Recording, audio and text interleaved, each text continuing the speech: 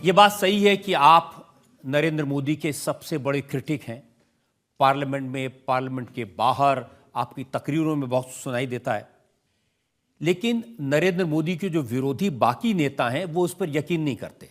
तेलंगाना में राहुल गांधी गए थे तो उन्होंने कहा मोदी के हैं दो यार, ओवैसी और केसीआर।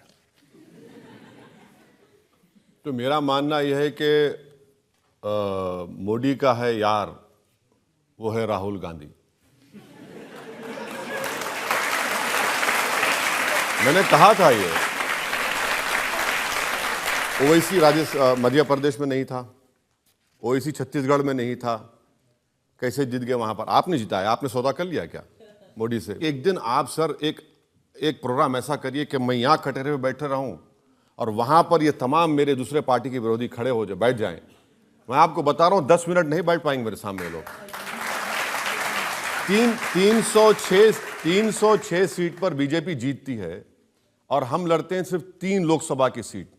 हैदराबाद की आवाम को सलाम, बीजेपी को हराया। औरंगाबाद में 21 साल के शिवसेना के एमपी को औरंगाबाद की आवाम ने इम्तियाज जलील को अपना एमपी बनाया।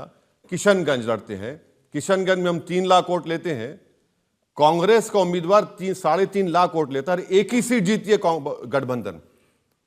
चलिए 3 ही हो गए, भाई मोदी कैसे जीते 306? इसका जवाब नहीं देते। वो जवाब देते हैं, वो कहते हैं कि हर लीडर पे ईडी का केस है, सीबीआई का केस है। एक ओवैसी साहब ऐसे जिनके घर ईडी नहीं पहुंची। नहीं, आप देखिए मेरे जिस्म पर बहुत जख्म है।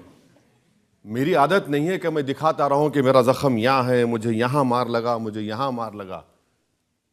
बहुत से जख्म है। आप क्या समझ रहे हैं कि मैं चीखा मारते फिरूं, रोते फिरूं कि मैं लुट गया, हाय मैं बर्बाद हो गया, मुझे ऐसा हो गया? होता है। अच्छा, जिस दिन मैं सत्ता में आऊंगा जाहिर है ईडी मेरे पास आएगी। जिस दिन मैं मिनिस्टर बनूंगा, जिस दिन मैं कोई गलत काम करूंगा। इसीलिए तो वो कहते हैं ना कि जो मोहब्बत की दुकान है उसके दरवाजे ओवैसी के लिए बंद हैं।